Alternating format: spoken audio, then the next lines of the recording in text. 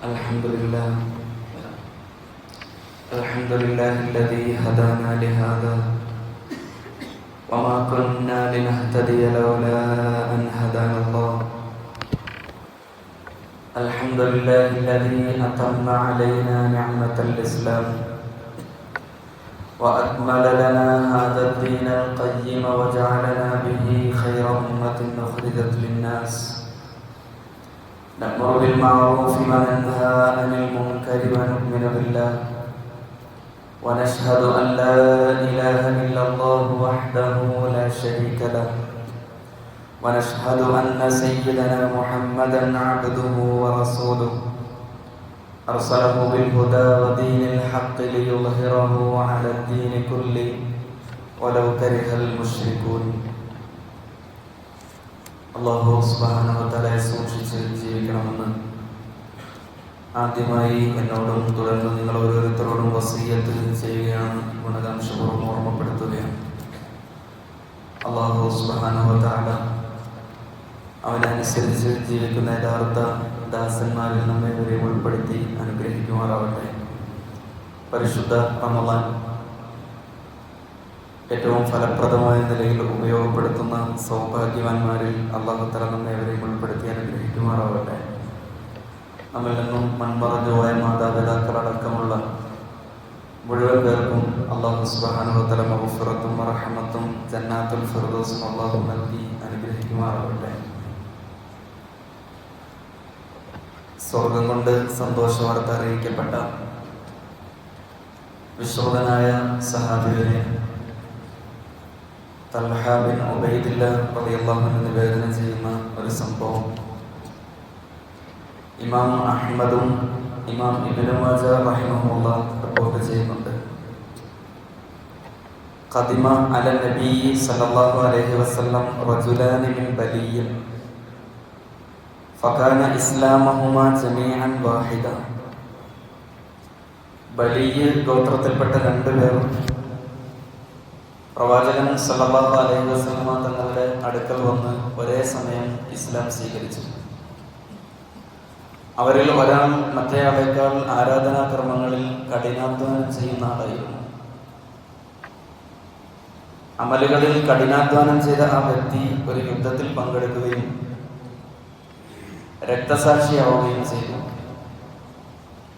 രണ്ടാമത്തെയാൾ അദ്ദേഹത്തിന് ശേഷം 1 വർഷം കൂടി നോമ്പ് അനുഷ്ഠിക്കുകയും റമളാൻ അദ്ദേഹത്തിന് ലഭിക്കുകയും അതിനുശേഷം മരണപ്പെടുകയും ചെയ്തു.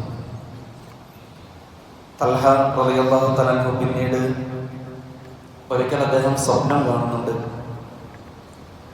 ആ സ്വപ്നത്തിൽ തൽഹ റളിയല്ലാഹു തആല അൻഹു സ്വർഗ്ഗ കവാടത്തിന് മുന്നിൽ നിൽക്കുകയാണ്. അപ്പോൾ സ്വർഗത്തിൽ നിന്നും ഒരു മലക്ക് പുറത്തു വന്ന് അവസാനം മരിച്ച വ്യക്തിക്ക് ആദ്യം പ്രവേശനം നൽകുകയുണ്ടായി. പിന്നീട് ആ മലക്ക് വീണ്ടും വന്ന് രക്തസാക്ഷിയായ വ്യക്തിക്ക് പ്രവേശനം നൽകി. ശേഷം ആ മലക്ക് തൽഹ റളിയല്ലാഹു അൻഹുവിന്റെ അടുത്തേക്ക് വന്നിട്ട് പറഞ്ഞു, ഇർജി ഫഇന്നഹു ലം യഅനി ലക്. താങ്കൾക്ക് ഇവിടെ നിന്നും മടങ്ങിപ്പോകാം, താങ്കൾക്ക് സമയമായിട്ടില്ല. ഫഅസ്ബഹ തൽഹതു യുഹദ്ദിസു ബിഹിന്നാസ്. പിറ്റേന്ന് രാവിലെ തൽഹ റളിയല്ലാഹു അൻഹു ഈ വിവരം ജനങ്ങളോട് പറഞ്ഞു. ഫബലഗ ദാലിക നബിയ സല്ലല്ലാഹു അലൈഹി വസല്ലം. അങ്ങനെ ആ വിവരം പ്രവാചക സന്നിധിയിലെത്തി. ജനങ്ങൾ അത്ഭുതപ്പെട്ടുകൊണ്ട് പ്രവാചകൻ സല്ലല്ലാഹു അലൈഹി വസല്ലം തങ്ങളോട് ചോദിച്ചു, യാ റസൂലല്ലാഹ് കാന അശദ്ദ റജുലൈനി ഇജ്തിഹാദൻ വസ്തുഷ്ഹിദ ഫീ സബീലില്ലാഹ് വദഖലൽ ജന്നത ഖബ്ലഹു. അല്ലാഹുവിന്റെ റസൂലെ, ആദ്യത്തെ ആൾ കൂടുതൽ കഠിനാധ്വാനം ചെയ്യുന്ന മനുഷ്യനായിരുന്നു. അദ്ദേഹം അള്ളാഹുവിന്റെ മാർഗത്തിൽ രക്തസാക്ഷിയാവുകയും ചെയ്തു. എന്നിട്ടും പ്രവാചകരെ, രണ്ടാമത്തെ ആൾ എങ്ങനെയാണ് അദ്ദേഹത്തിന് മുമ്പേ സ്വർഗത്തിൽ പ്രവേശിച്ചത്? റസൂലുള്ളാഹി സ്വല്ലല്ലാഹു അലൈഹി വസല്ലം സഹാബാക്കളോടായി ഇങ്ങനെ ചോദിച്ചു, അലൈസ ഖദ മക്കത ഹാദാ ബഅദഹു ബിസന. രണ്ടാമത്തെ ആൾ ഒന്നാമത്തെ ആളേക്കാൾ ശേഷം 1 വർഷം കൂടി ഇവിടെ ജീവിച്ചില്ലേ? അവർ പറഞ്ഞു, അതെ നബിയെ. സല്ലല്ലാഹു അലൈഹി വസല്ലം വീണ്ടും ചോദിച്ചു, വഅദറക റമളാന ഫസാമഹു വസല്ല കദാ വകദാ ഫിൽ മസ്ജിദി ഫിസ്സന. അദ്ദേഹം ഒരു റമദാന് കൂടി സാക്ഷിയാവുകയും നോമ്പനുഷ്ഠിക്കുകയും ആ വർഷം ഇത്ര നമസ്കാരങ്ങൾ നിർവഹിക്കുകയും ചെയ്തില്ലേ? അവർ പറഞ്ഞു, പ്രവാചകരെ, തീർച്ചയായിട്ടും അങ്ങനെ തന്നെയാണ്. റസൂലുള്ളാഹി സ്വല്ലല്ലാഹു അലൈഹി വസല്ലം ഒരു വർത്തമാനം പറഞ്ഞു എന്ന് തൽഹാ റളിയല്ലാഹു തന്നെ വിശദീകരിക്കുന്നുണ്ട്. ഫലമാ ബൈനഹുമാ അബ്അദ മിമ്മാ ബൈനസ് സമാഇ വൽ അർദ്. എന്നാൽ അബൂ തൽഹ, അവർ രണ്ടുപേരും തമ്മിലുള്ള വ്യത്യാസം ആകാശഭൂമികൾക്കിടയിലുള്ള ദൂരത്തേക്കാൾ വലുതാണ് എന്ന് താങ്കൾ മനസ്സിലാക്കണമെന്ന് മഹാനായ റസൂലുള്ളാഹി സ്വല്ലല്ലാഹു അലൈഹി വസല്ലം വിശദീകരിക്കുകയുണ്ടായി. പ്രിയപ്പെട്ട സഹോദരങ്ങളെ, നമ്മുടെ ആയുസ്സിൽ ലഭിക്കുന്ന ഓരോ റമദാനും നമ്മുടെ സ്വർഗത്തിലെ പദവികൾ ഉയർത്തുന്നതിന് വേണ്ടി അല്ലാഹു സുബ്ഹാനഹു വ തആല നമുക്ക് നൽകിയ വലിയ ഔദാര്യമാണ്. സൽക്കർമ്മങ്ങളാൽ സമ്പന്നമായി ഒരു മനുഷ്യന് ഒരായുഷ്കാലം ലഭിക്കുക എന്ന് പറയുന്നത് ഒരാൾക്ക് ലഭിക്കാവുന്ന ഏറ്റവും വലിയ സൗഭാഗ്യങ്ങളിൽ ഒന്നാണ്. നമുക്ക് ലഭിച്ചിരിക്കുന്ന ഈ റമദാൻ ഒരുപക്ഷെ നമ്മുടെ അവസാനത്തെ റമദാനായിരിക്കാം. ഈ ഒരു ബോധ്യത്തോടു കൂടിയും ഈ ഒരു ചിന്തയോടുകൂടിയും ആയിരിക്കണം റമദാനുകളെ നാം സ്വീകരിക്കാൻ എന്നതാണ് പ്രവാചകൻ സല്ലല്ലാഹു അലൈഹി വസല്ലം തങ്ങൾ അബൂ തൽഹ റളിയല്ലാഹു തആല അൻഹുവിനോട് പറഞ്ഞു കൊടുക്കുന്നത്. ഷഹാദത്ത് പോലെയുള്ള വലിയ പദവികൾ ലഭ്യമായില്ലെങ്കിലും ആത്മാർത്ഥമായ നോമ്പിലൂടെയും സക്കാത്തിലൂടെയും ഒരു വിശ്വാസിക്ക് അതിനേക്കാൾ വലിയ പദവികൾ നേടിയെടുക്കാം എന്നതാണ് അബൂ തൽഹ റളിയല്ലാഹു തആല ഈ സംഭവം വിശദീകരിക്കുന്നതിലൂടെ ഓർമ്മപ്പെടുത്തുന്നത്. ഒരു കവി ഇങ്ങനെ പറഞ്ഞു വെക്കുന്നുണ്ട്: കം കുന്ത തഅരിഫു മിമ്മൻ സാമ ഫീ സലഫിൻ മിൻ ബൈനി അഹ്ലിൻ വജീറാനിൻ വഇഖ്വാനിൻ. കഴിഞ്ഞുപോയ കാലങ്ങളിൽ നോമ്പെടുത്തിരുന്ന എത്രയോ മനുഷ്യരെ നിങ്ങൾക്കറിയാം. നിന്റെ ബന്ധുക്കളിലും നിന്റെ അയൽവാസികളിലും സഹോദരങ്ങളിലും പെട്ട എത്രയോ നോമ്പുകാലങ്ങളിൽ ജീവിച്ച മനുഷ്യർ. അഫ്നാഹുൽ മൗതു വസ്തബഖാക ബഅദഹും ഹയ്യൻ ഫമാ ലിനഫ്സിക ബഅദൽ ഖൗമി തസ്നഉ. മരണം അവരെയൊക്കെ ഇല്ലാതാക്കിയെന്ന് നിങ്ങൾ കണ്ടതല്ലേ? അവർക്ക് ശേഷം നിന്നെ മാത്രം ജീവനോടെ പടച്ചവൻ ബാക്കി വെച്ചിട്ടുണ്ട് എങ്കിൽ അവർക്ക് ശേഷം എന്താണ് നിന്റെ നഫ്സിന് വേണ്ടി, നിന്റെ ആത്മാവിന് വേണ്ടി നീ പോഷണം നടത്തിക്കൊണ്ടിരിക്കുന്നത്? നീ എന്താണ് ചെയ്തുകൊണ്ടിരിക്കുന്നത് എന്ന് കവി ചോദിക്കുന്നുണ്ട്. കഴിഞ്ഞ വർഷം നമ്മോടൊപ്പം നോമ്പെടുക്കാനുണ്ടായിരുന്ന പലരും ഇന്ന് മണ്ണറയില്ല. വലിയൊരു യാഥാർത്ഥ്യബോധത്തോടുകൂടി പ്രിയപ്പെട്ട സഹോദരങ്ങളെ നാം ഓർത്തെടുക്കേണ്ടുന്ന ഒരു വസ്തുതയാണ്. അവർക്ക് ലഭിക്കാത്ത റമദാൻ, അല്ലാഹു സുബ്ഹാനഹു വ തആല അവർക്ക് ലഭിക്കാത്ത റമദാൻ എന്ന അവസരത്തെ നമുക്ക് നൽകിയത് അത് വെറുതെയല്ല, മറിച്ച് പരലോകത്തേക്കുള്ള വിഭവങ്ങൾ തയ്യാറാക്കാനാണ് എന്ന യാഥാർത്ഥ്യബോധത്തോടുകൂടി ആയിരിക്കണം ഈ പകലിരവുകൾ നാം ചിലവഴിക്കേണ്ടുന്നത്. ബാക്കിയായ ആയുസ് നാം എങ്ങനെ ചിലവഴിക്കുന്നു എന്നത് വളരെ ഗൗരവതരമായിട്ടുള്ള ചോദ്യമാണ്. പ്രഗൽഭ താബഈ പണ്ഡിതൻ ഹസൻ ബസരി റഹ്മത്തുള്ളാഹി അലൈഹി റമദാനിനെ കുറിച്ച് അദ്ദേഹം നടത്തുന്ന അതിമനോഹരമായിട്ടുള്ള ഒരു ഉപമയുണ്ട്. ഇന്നല്ലാഹ തആല ഖദ് ജഅല ശഹ്റ റമദാന മിദ്മാനൻ ലിഖൽഖിഹി യസ്തബിഖൂന ഫീഹി ബിതഅതിഹി ഇലാ മർളാതിഹി. അല്ലാഹു തആല റമദാൻ മാസത്തെ തന്റെ സൃഷ്ടികൾക്ക് വേണ്ടിയുള്ള ഒട്ടകപ്പന്തയം നടക്കുന്ന ഒരു വലിയ മൈതാനമായി അല്ലാഹു തആല റമദാനിനെ അവന്റെ സൃഷ്ടികൾക്ക് വേണ്ടി ആക്കിയിരിക്കുന്നു.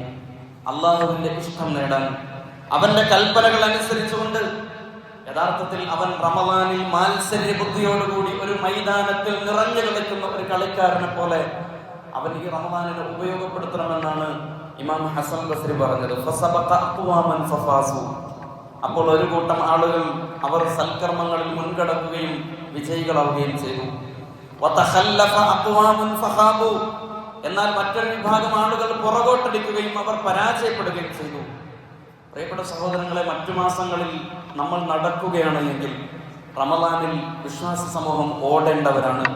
നമസ്കാരങ്ങൾ കൊണ്ട്, നോമ്പുകൾ കൊണ്ട്, ദുആകൾ കൊണ്ട്, ഖുർആൻ പാരായണങ്ങൾ കൊണ്ട്, സൽക്കർമ്മങ്ങളുടെ ഭാണ്ഡക്കെട്ടുകളുമായി യഥാർത്ഥത്തിൽ ഓടി നടക്കേണ്ടവരാണ് പരിശുദ്ധ റമദാനിൽ വിശ്വാസികളായ നമ്മെ സംബന്ധിച്ചിടത്തോളം. നമസ്കാരത്തിന്റെയും ഖുർആൻ പാരായണത്തിന്റെയും ദിക്റുകളുടെയും ട്രാക്കുകൾ തെറ്റാതെ ഓടാൻ പ്രിയപ്പെട്ട സഹോദരങ്ങളെ വിശ്വാസികളായി നമുക്ക് സാധിക്കേണ്ടതുണ്ട്. നമുക്കെല്ലാവർക്കും അറിയാവുന്ന വിശുദ്ധ ഖുർആനിലെ ഒരു സംഭവമുണ്ട്. വിശുദ്ധ ഖുർആൻ സൂറത്തുൽ ബഖറയിൽ താലൂത്ത് എന്ന ഒരു മനുഷ്യന്റെ കഥ വിവരിക്കുന്നുണ്ട്. നമ്മളെല്ലാവരും പലവരു കേൾക്കുന്നതും പലതവണ പാരായണം ചെയ്തിട്ടുള്ള ആയത്തുകൾക്കിടയിൽ അല്ലാഹു തആല പരാമർശിക്കുന്ന താലൂത്തിന്റെ സംഭവം, ആ കഥ പറയുന്നിടത്ത്, ആ ചരിത്രം വിശദീകരിക്കുന്നിടത്ത് ഈ താലൂത്തും അദ്ദേഹത്തിന്റെ സൈന്യവും ഒരു യുദ്ധയാത്രയ്ക്ക് ഒരുങ്ങുന്നതിനെ കുറിച്ച് ഖുർആൻ പറയുന്നുണ്ട്. യുദ്ധത്തിന് വേണ്ടിയുള്ള യാത്രയാണ്. ആ സമയത്ത് അദ്ദേഹത്തിന്റെ കൂടെയുള്ള തന്റെ അനുയായികളോട്, തന്റെ സൈന്യത്തോട് താലൂത്ത് പറയുന്നൊരു വർത്തമാനമുണ്ട്. നമ്മൾ ഒരു നദി കാണും, ആ നദിയിൽ നിന്നും നിങ്ങൾ ആരും ഒരു കാരണവശാലും വെള്ളം കുടിക്കാൻ പാടില്ല. ആരെങ്കിലും വെള്ളം കുടിച്ചു കഴിഞ്ഞാൽ അയാൾ എന്റെ സംഘത്തിൽ നിന്ന് പുറത്തു പോകും. വെള്ളം കുടിക്കാത്ത ആളുകൾക്ക് മാത്രമാണ് എന്റെ സൈന്യത്തിൽ കൂടാൻ യഥാർത്ഥത്തിൽ അർഹതയുള്ളത്. അങ്ങനെ താലൂത്തും അദ്ദേഹത്തിന്റെ സൈന്യവും യാത്ര തുടർന്നു. പക്ഷെ സംഭവിച്ചത്, ആ കൂട്ടത്തിൽ വലിയൊരു ശതമാനം ആളുകളും വെള്ളം കുടിച്ചവരെന്ന് വിശുദ്ധമായ ഖുർആൻ പറയുന്നുണ്ട്. വെള്ളം കുടിക്കാത്ത ആളുകൾ വളരെ കുറച്ചു മാത്രമായിരുന്നു താലൂത്തിന്റെ കൂടെ ഉണ്ടായിരുന്നത്. അവർ യാത്ര തുടരുന്നു. അങ്ങനെ അവരോട് ഏറ്റുമുട്ടാൻ വേണ്ടി വലിയൊരു സൈന്യം, അവരെക്കാൾ എത്രയോ ഇരട്ടിയായിട്ടുള്ള സൈന്യം വന്നു ഇവരോട് ഏറ്റുമുട്ടാൻ. പക്ഷെ അവർ മടിച്ചു നിന്നില്ല. വെള്ളം കുടിക്കാത്ത മനുഷ്യർ തങ്ങളോട് നേതൃത്വം വേണ്ട എന്ന് പറഞ്ഞപ്പോൾ അത് വേണ്ട എന്ന് വെക്കാൻ വലിയ പ്രതിരോധം തീർത്ത ആ മനുഷ്യർ നമ്മൾ തോറ്റുപോകുമോ എന്ന് മടിച്ച് അവർ പിന്മാറി നിന്നില്ല. വിശുദ്ധ ഖുർആൻ പറയുന്നു, എത്ര വലിയ സംഘങ്ങളെ ചെറിയ സംഘങ്ങൾ അതിജയിട്ടിട്ടുണ്ട് എന്ന് ഉറക്കെ പാട്ടുപാടിക്കൊണ്ടാണ് ആ ആളുകൾ ആ വലിയ സൈന്യത്തോട് ഏറ്റുമുട്ടി വിജയിച്ചത്. വിശുദ്ധ ഖുർആൻ താലൂത്തിന്റെ സംഭവം എന്തിനാണ് നമ്മോട് പറഞ്ഞത്? വെള്ളം കുടിക്കരുത് എന്ന് പറഞ്ഞു. ആ വെള്ളം കുടിക്കാത്ത ആളുകൾക്കാണ് സൈന്യത്തോട് ഏറ്റുമുട്ടാനുള്ള പ്രതിരോധ ശക്തി ഉള്ളത് എന്ന് വിശുദ്ധമായ ഖുർആൻ എന്തുകൊണ്ടായിരിക്കും അങ്ങനെ ഒരു കഥ പറഞ്ഞത്? പിടിച്ചു നിൽക്കാൻ കഴിയുന്ന മനുഷ്യർക്ക് എവിടെയും തളരാതെ മുന്നോട്ട് പോകാൻ സാധിക്കും എന്നതുകൊണ്ടാണ് യഥാർത്ഥത്തിൽ വിശുദ്ധ ഖുർആൻ താലൂത്തിന്റെ കഥ അങ്ങനെ ഒരു സ്വഭാവത്തിൽ നമ്മെ ഓർമ്മപ്പെടുത്തിയത്. അനുസരണശീലമുള്ള മനുഷ്യർക്ക് എവിടെയും തളരാതെ ഏത് പ്രതിസന്ധി ഘട്ടങ്ങളിലും മുന്നോട്ട് പോകാൻ കഴിയും. ചിലതൊക്കെ സഹിച്ചും ചിലതൊക്കെ വേണ്ട എന്ന് വെച്ചും ചിലതിനോട് അരുത് എന്ന് പറഞ്ഞുകൊണ്ട് മുന്നോട്ട് പോകുന്ന മനുഷ്യർക്ക് മാത്രമാണ് ജീവിതത്തിൽ വിജയിക്കാൻ കഴിയുകയുള്ളൂ എന്ന ഏറ്റവും വലിയ പാഠമാണ് താലൂത്ത് വിശുദ്ധ ഖുർആനിലെ സൂറത്തുൽ ബഖറയിലൂടെ നമ്മെ ഓർമ്മപ്പെടുത്തുന്നത്. അപ്പോൾ ഒരു വിശ്വാസിയെ സംബന്ധിച്ചിടത്തോളം അവന്റെ മനസ്സിന്റെ ധൈര്യവും മനസ്സിന്റെ ശക്തിയുമാണ് ഒരു വിശ്വാസിയുടെ ഏറ്റവും വലിയ ധൈര്യം. നിങ്ങളൊന്ന് നോക്കൂ, ഒരു വസ്തു ഇളകിക്കൊണ്ടിരുന്നാൽ, അത് ഇളക്കം തട്ടേണ്ടതില്ലാത്ത വസ്തുവാണ് എങ്കിൽ അത് ഇളകാതിരിക്കാൻ നമ്മൾ എന്താണ് ചെയ്യുക? ആണിയടിച്ച് തറച്ചു വെക്കേണ്ടതാണെങ്കിൽ നമ്മൾ അങ്ങനെ തറച്ചു വയ്ക്കും.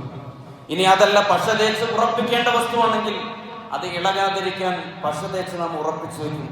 ഇതാണ് നമ്മൾ ചെയ്യാറുള്ളത്. അങ്ങനെയാണ് എങ്കിൽ വിശ്വാസികളായ ഓരോ മനുഷ്യരുടെയും ഹൃദയത്തിൽ സദാസമയം ഇളകിക്കൊണ്ടിരിക്കുന്ന ഒരു അവയവമുണ്ട് എന്ന് മഹാനായ റസൂലുള്ളാഹി സ്വല്ലല്ലാഹു അലൈഹി വസല്ലം പറയുന്നു. ശരീരത്തിൽ ഏതെങ്കിലും ഒരു അവയവം സദാ തുടിച്ചും ഇളകിയും കൊണ്ടിരിക്കുന്നുണ്ട് എങ്കിൽ അതിന്റെ പേര് അൽ ഖൽബു, ഖൽബ് എന്നാണ്. റസൂലുള്ളാഹി സ്വല്ലല്ലാഹു അലൈഹി വസല്ലം വിശദീകരിക്കുന്നുണ്ട്, സുമ്മിയൽ ഖൽബു ഖൽബൻ ലിതഖല്ലുബിഹി. ഖൽബിന് ആ പേര് വരാനുള്ള കാരണം ഹൃദയം എന്നും ഇളകിക്കൊണ്ടേയിരിക്കുന്നു എന്നതുകൊണ്ടാണ് ഖൽബിന് ഖൽബ് എന്ന് പേര് പറയപ്പെട്ടത്.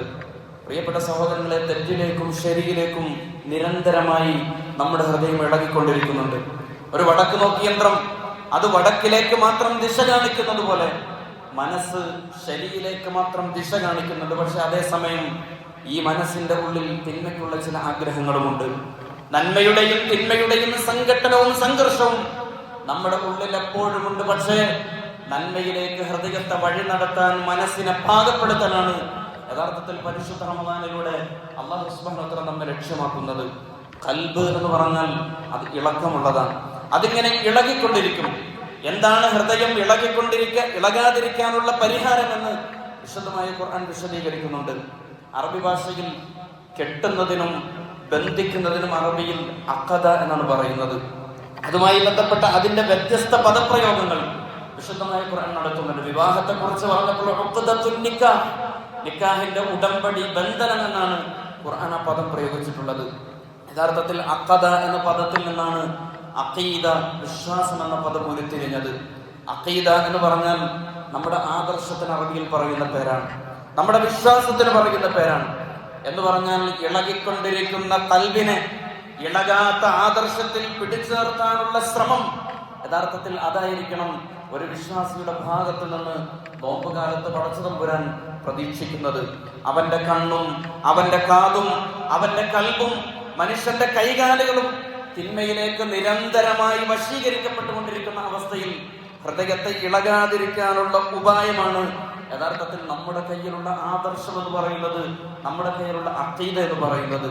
അഖീദ അഥവാ ഈമാൻ, അതിന്റെ നിറം ഇടയ്ക്കിടയ്ക്ക് കുറഞ്ഞു പോകുന്നതിനെ പറ്റി പ്രവാചകൻ സല്ലല്ലാഹു അലൈഹി വസല്ലം ജാഗ്രതപ്പെടുന്നുണ്ട്.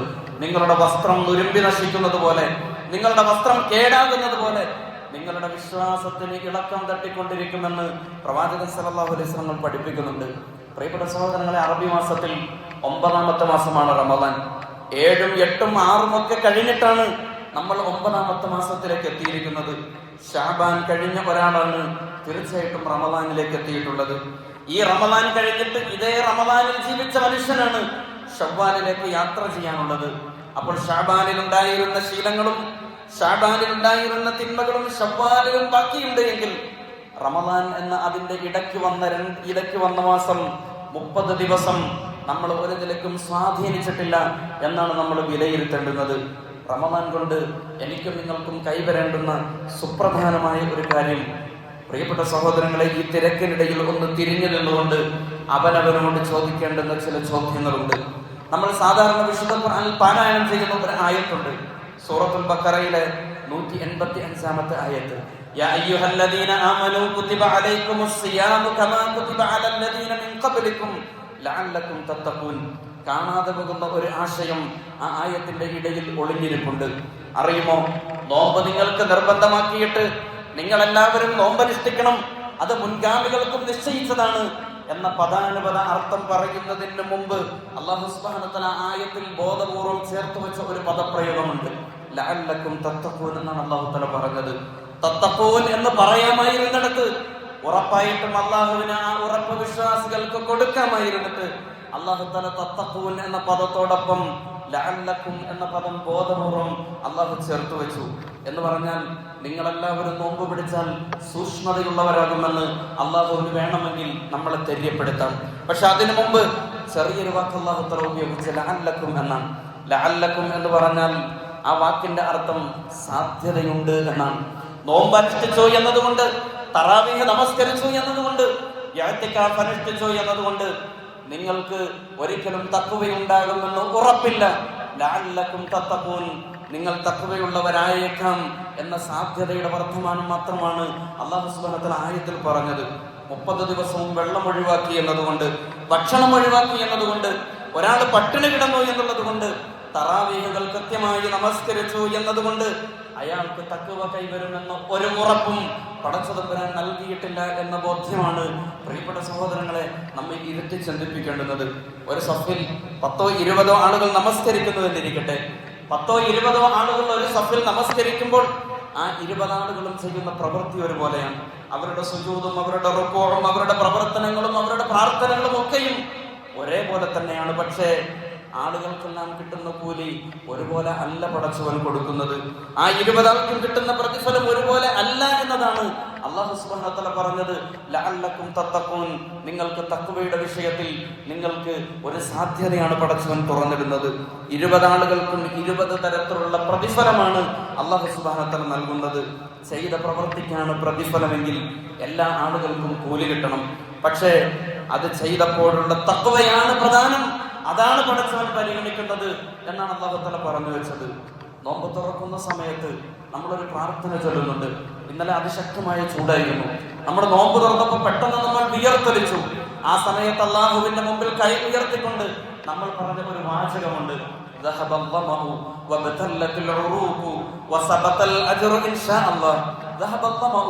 ദാഹം അകന്നു, ഞരമ്പുകൾ നനഞ്ഞു, അല്ലാഹു തആല തീരുമാനിച്ചാൽ മാത്രം പ്രതിഫലം സ്ഥിരപ്പെടുന്ന ഒരു കർമ്മമാണ് ഞാൻ ചെയ്തത്. പടച്ചവനെ, നിന്റെ തീരുമാനത്തിന് മാത്രം വിധേയമാണ് പ്രതിഫലം സ്ഥിരപ്പെടണോ എന്നുള്ളത്. ഈ പ്രാർത്ഥനയിൽ ഇൻഷാ അല്ലാഹ് എന്ന ഒരു പ്രയോഗമുണ്ട്. നോമ്പുകാരനെ വിനീതനാക്കേണ്ടുന്ന, ഞാൻ നോമ്പെടുത്തു, ഇനി എനിക്ക് പ്രതിഫലം ഉറപ്പാണ് എന്ന അഹങ്കാരത്തിനും അപ്പുറത്തേക്ക് എന്റെ ഈ എളിയ പരിശ്രമം അല്ലാഹു തആല സ്വീകരിച്ചെങ്കിൽ എനിക്ക് രക്ഷയുണ്ട് എന്ന വിനയമാണ് യഥാർത്ഥത്തിൽ നോമ്പനുഷ്ഠിച്ച ഒരു വിശ്വാസിക്ക് കൈവരേണ്ടുന്നത്. പ്രിയപ്പെട്ട സഹോദരങ്ങളെ, നോമ്പിന്റെ മാത്രമല്ല എല്ലാ ഇബാദത്തുകളുടെയും പരമമായ ലക്ഷ്യം എന്ന് പറയുന്നത് തഖ്വാബോധമുണ്ടെങ്കിൽ മാത്രം സ്വീകരിക്കപ്പെടുന്ന ഒരു നൂലിയുടെ ബന്ധം അല്ലാഹു സുബ്ഹാനഹു വ തആല നമ്മുടെ മുമ്പിൽ വെക്കുന്നുണ്ട്. ഈമാനിന്റെ ഇന്ധനം ശേഖരിക്കാനുള്ള ഓരോ ഇബാദത്തുകളും ഈമാനിന്റെ ഇന്ധനം ശേഖരിക്കാനുള്ളതാണ്. ഭക്തിയുടെ ശക്തി കേന്ദ്രീകരിക്കാനുള്ള ഇടമാണ് ഇബാദത്തുകൾ. അവിടെ ചെന്നിട്ട് നമുക്ക് എത്രയാണോ ഭക്തി ആവശ്യമുള്ളത് അത്രയും ഭക്തി തഖ്വ നമ്മൾ സംഭരിക്കുക എന്നതാണ് പ്രധാനം. അപ്പോൾ നമ്മൾ നമസ്കരിക്കുന്ന ഒരു 3-4 മിനിറ്റ്, ആ 4-3 മിനിറ്റിന് വേണ്ടിയാണോ യഥാർത്ഥത്തിൽ നമ്മൾ നമസ്കരിക്കുന്നത്? നമസ്കാരം എന്തിനു വേണ്ടിയാണ്? അള്ളാഹുവിനെ ഓർക്കുന്നതിന് വേണ്ടിയാണ് നമ്മൾ നമസ്കരിക്കുന്നത്. എന്നെ ഓർക്കാനാണ് നിങ്ങൾ നമസ്കാരം നിർവഹിക്കേണ്ടുന്നത് എന്ന് അല്ലാഹു തആല പറയുന്നുണ്ട്. അപ്പൊ 2-3-4 മിനിറ്റ് അള്ളാഹുവിനെ ഓർക്കാനാണോ യഥാർത്ഥത്തിൽ നമ്മൾ നമസ്കരിക്കുന്നത്? അങ്ങനെ അല്ല എന്നതാണ് അല്ലാഹു സുബ്ഹാനഹു വ തആല പറഞ്ഞത്. ഒരു ദിവസം ആകെയുള്ള നമസ്കാരം എല്ലാം കൂടി കണക്കാക്കിയാൽ ഒരു 10-24 മിനിറ്റ് വരും. ഒരു ദിവസം എന്ന് പറഞ്ഞാൽ 24 മണിക്കൂറാണ്. ആ 24 മണിക്കൂറിൽ 24 മിനിറ്റ് മാത്രം അള്ളാഹുവിനെ ഓർക്കാനല്ല നമസ്കാരം.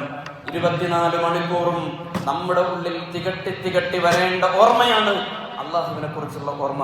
അതുകൊണ്ടാണ് നമസ്കരിക്കാൻ വന്നുകൊണ്ടിരിക്കുന്ന ആളുകളോടോ നമസ്കരിച്ചു കൊണ്ടിരിക്കുന്ന ആളുകളോടോ പറയാത്ത ഒരു കാര്യം, നമസ്കരിച്ചുകൊണ്ടിരിക്കുന്ന ആളുകളോടോ നമസ്കരിക്കാൻ പള്ളിയിലേക്ക് പ്രവേശിക്കുന്ന ആളുകളോടോ പറയാത്ത ഒരു കാര്യം അല്ലാഹു തആല നമസ്കാരത്തിന് ശേഷം പള്ളിയുടെ വെളിയിലേക്ക് പുറത്തിറങ്ങുന്ന മനുഷ്യരോട് പറഞ്ഞത് നമസ്കരിച്ചു കൊണ്ടിരിക്കുന്ന ആളുകളോടല്ല, നമസ്കാരം കഴിഞ്ഞ് പുറത്തു പോകുന്ന ആളുകളോട്.